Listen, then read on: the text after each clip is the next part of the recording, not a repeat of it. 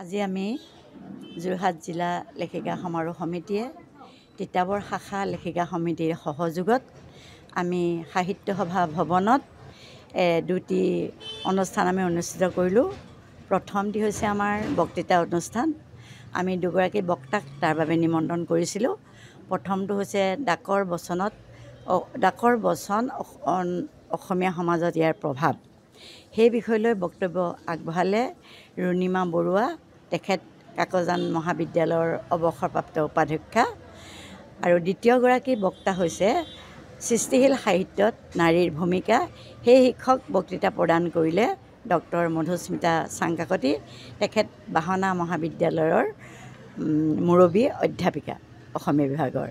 তদুপৰি আমাৰ ইয়াত গীতে মাতে সকলো ধৰণে শিল্পীসকলে সহযোগিতা আগবঢ়াইছে আৰু অন্তৰংগ আলাপ অনুষ্ঠান এটি অনুষ্ঠিত অলপ পিছতে হ'ব।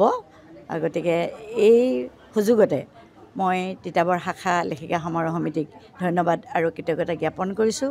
আৰু আমাৰ গোটেই জিলাখন সামৰি শাখাবিলাকৰ পৰা যিসকল সভানেত্ৰী আজি 8 মে' তাৰিখে আমি তিতাবৰ সাহিত্য সভা ভৱনত যোৰহাট জিলা লেখিকা সমাৰোহ সমিতি আৰু উদ্যোগত আৰু তিতাবৰ শাখা লেখিকা সমাৰোহ সমিতিৰ সহযোগত আমি এটি বক্তৃতা অনুষ্ঠান আৰু এটি অন্তৰংগ আলাপ অনুষ্ঠান আজিৰ দিনটোত আমি উদযাপন কৰিছোঁ। বক্তৃতা প্ৰদানৰ বিষয়বস্তু দুটা যথেষ্ট গুৰুত্বপূৰ্ণ। প্ৰথম বিষয়টো হৈছে ডাকৰ বচন আৰু ইয়াত অসমীয়া সমাজত ইয়াৰ প্ৰভাৱ। এই বিষয়ত কাকজান মহাবিদ্যালয়ৰ অসমীয়া বিভাগৰ অৱসৰপ্ৰাপ্ত অধ্যাপিকা ৰুণিমা বৰুৱা বাইদেৱে তেওঁৰ বক্তৃতা সুন্দৰভাৱে প্ৰদান কৰিছে।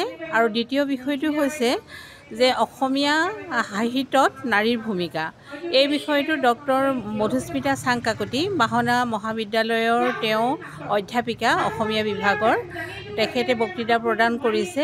এই দুয়োটা বিষয়ে বক্তৃতাই আমাৰ লেখিকাসকলৰ মাজত যথেষ্ট লাভৱান হৈছোঁ। আমি যথেষ্ট কথা জানিব পাৰিছোঁ ডাকৰ বচনৰ বিষয়ে আৰু পুৰণি অসমীয়া সাহিত্যত মানে নাৰীৰ ভূমিকা কেনেদৰে আছিল তাৰ বিষয়ে বিশদভাৱে আমি জানিব পাৰিছোঁ।